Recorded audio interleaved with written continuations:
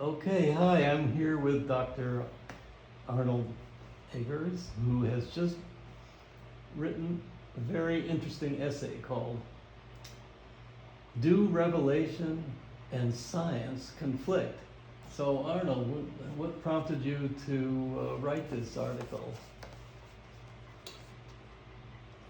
Well, I was formerly an Episcopalian, Mm-hmm. and then I really maybe I should say a little bit about my background. I have Sure, go a ahead. background in science. I Mhm. almost, when I went to college at Columbia, I was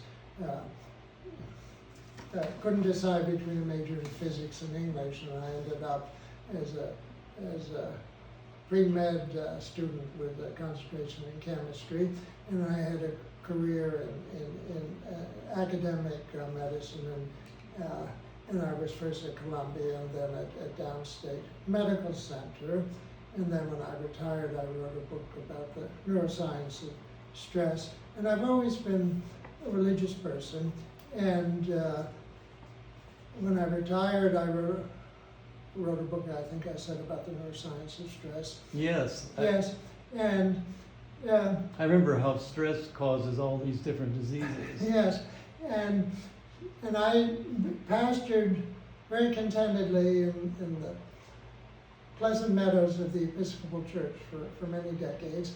But once I put together certain ideas, I really came to the decision that I had to join the Catholic Church, which I did almost 2 years ago. Uh-huh. And in this essay, I bring together ideas which people usually keep separate. So we look at the neuroscience of what we know about the neuroscience of consciousness. And I take consciousness to be the same as the soul. And if we look at the Summa Theologica, I believe that St. Thomas Aquinas' conception of the soul is the same as consciousness.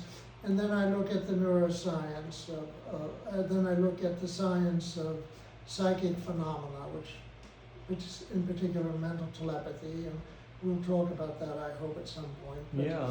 And looking at the miracle of the sun at Fatima, and in particular at these things, and laying out all the data, and looking at it from the point of view of inductive logic, I saw that there was a pattern. This doesn't really depend on a conversion experience, an emotion, on religious emotion, or religious sentiment. I believe it's an objective, inductive logic analysis of what the data are out there. So we're really talking about the existence of the soul. Yes, And the is essay there is such about the soul. Is there a soul? Yes, So the forth. message of the book is that consciousness is the soul, Mm-hmm. and that people may not know this, but everyone has a soul, and it is immortal, and that we are all going to stand before God someday and be judged. Well, and this And is we're crucial. going to be yeah. judged, let me say yeah. one, we're going to be judged on the basis of love, whether or not we've lived our life on the basis of love in our relationships with other people. Mm-hmm. Mm-hmm. So, but what makes you think there is a soul? I mean, you cannot, there's no scientific evidence of a soul. Well, let me tell you about the things that I brought together Okay. in this essay. First of all, we know quite a bit about the neuroscience of consciousness. Consciousness, the correlative of consciousness is that there are sine waves, or waves, which is really the frequency of firing of the dominant neurons, and at certain parts of the cerebral cortex, which are exactly synchronized at a given instant in time, and they occur within what we call the gamma frequency, between 40 and 80 hertz. And these neurons from those parts of the brain get to participate in that moment of consciousness. Now, it's been known for a long time it's really common sense that you can subtract from consciousness. That, for example, if someone has a stroke or a lesion in certain parts of the brain, that you lose vision, you may become paralyzed on one side of the body, your memory may be damaged, but modern neuroscience has put this into positive terms, so we understand a lot of how to put consciousness into positive terms, neuroscientific terms. And in the essay, I give the names of the major scientists who have made these discoveries. And now, I was thinking actually this afternoon, because I knew you were coming, how to explain this to people. You know, in the brain, there's all these things happening simultaneously, which are all individual electrical events in the brain. But from inside, when you experience it from the inside, it's one thing. Each of us is like this little bubble of consciousness. It's as if you had, we've all played this game when we were children, or we've done it with our own children, where you blow a soap bubble from a little plastic ring. And I don't know if this is a dumb image or if it's meaningful for people, but that's in a way is what consciousness is, except that the soap bubble is, it doesn't burst right away, it's there. And so there is a neuroscientific underpinning of consciousness. Yeah. And I believe that if you read the Summa Theologica, what St. Thomas Aquinas' description of the intellectual soul is really the same thing as what neuroscientists. But the soul is not a physical thing. No, it's not. It doesn't. This is, I think, the problem that people. No, it doesn't consist They're of looking matter. for it as a little part of the body. Yeah, I'm part of the time. I'm really talking to my interviewer more than facing the camera, but that's okay. I'm trying to go back and forth. But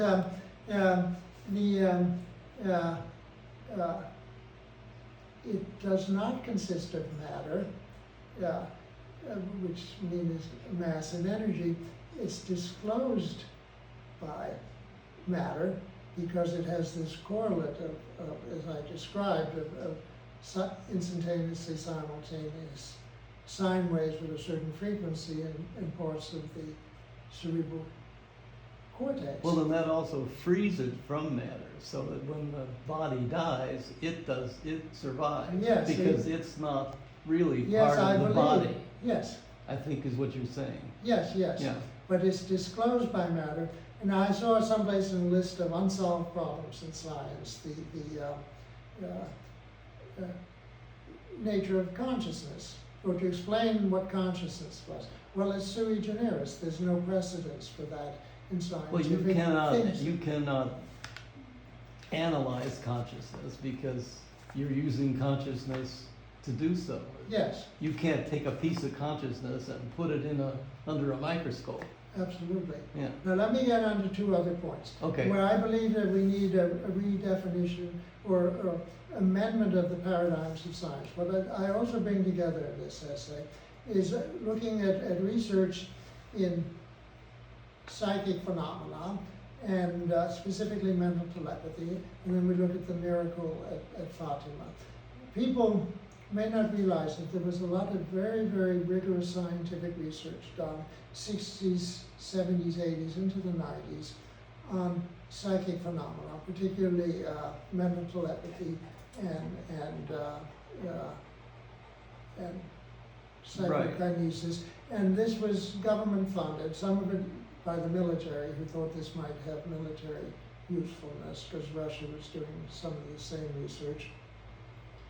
And I give a reference for a very good book that describes this in great detail. Now, of course, there's a lot of quack stuff in terms of psychic phenomena, but it's actually been very rigorously documented that mental telepathy, these experiments were done usually with volunteers, often college students, sitting in one room, and then there would be a receiver of the image selected by the subject, and transmitted.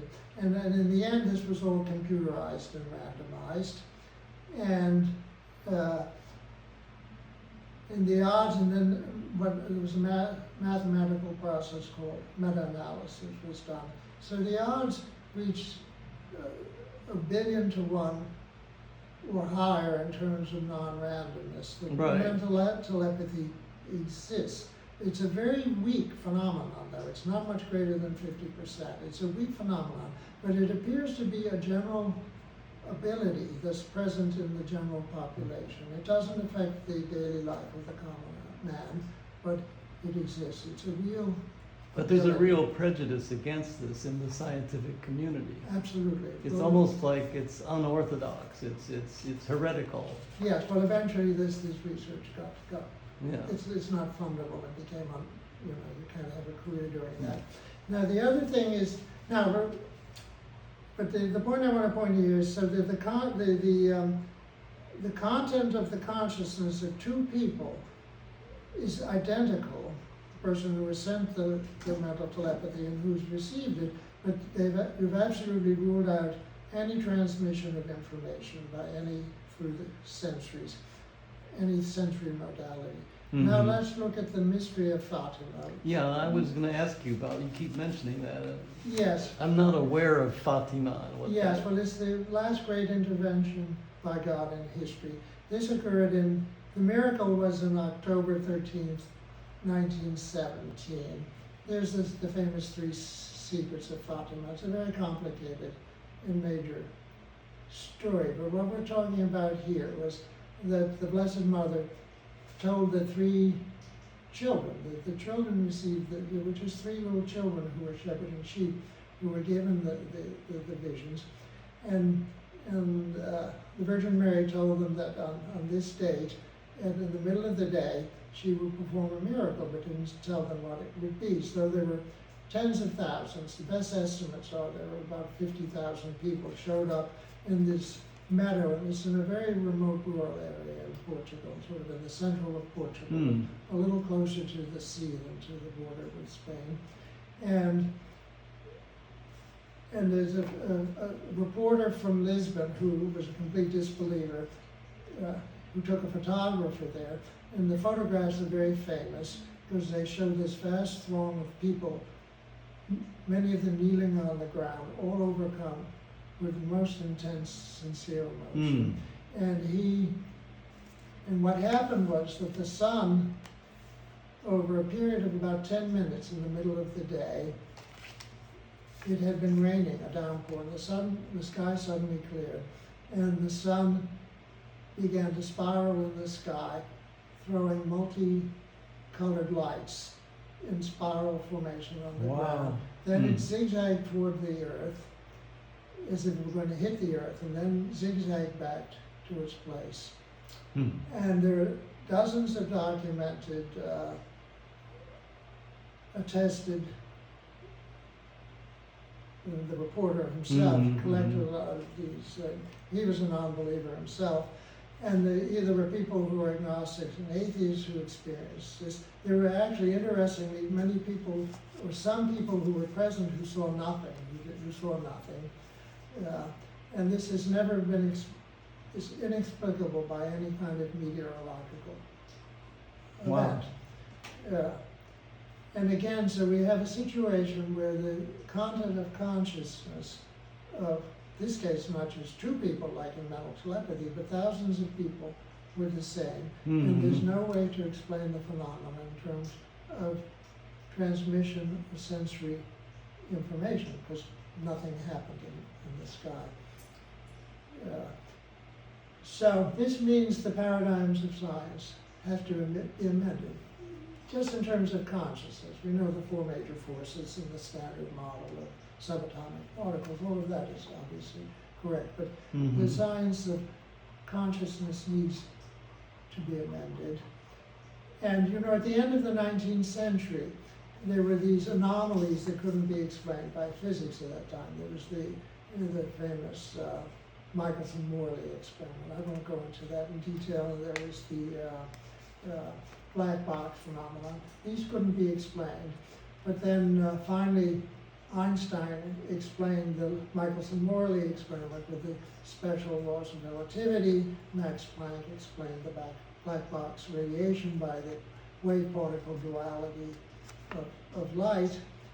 And that led into the whole flood of modern 20th century physics. So what do you think that the religious people and the scientists can learn from one another? What, Well, do there have to be a wall between them, or can they somehow? Well, the scientists need to amend the science of consciousness. And I suggest some terms in this essay in terms of partial and complete uncoupling of consciousness and the yoking together of uncoupled consciousness. Yeah, you mentioned the uncoupling. That's a key concept in your book, in your essay. Yes. And that the consciousness can somehow separate itself from the body. Yes, I which believe is it does at death. And that's what the soul is. It does also. I don't want to talk about it right now in detail, but we talk about the near-death experiences, which is another well-documented and interesting phenomenon. And but those are, a collection of anecdotal things. It's not a rigorous scientific data the way the mental telepathy data is. And but this gives some hope to the scientific people that, there is more to life. Oh, well, let me just say one other thing. Yes, and but my experience, having become a Catholic now, is that it causes great angst among Catholics, even extremely highly intellectual Catholic scientists. If you tinker with St. Thomas Aquinas's language, because that barking is, there's a resident dog here. But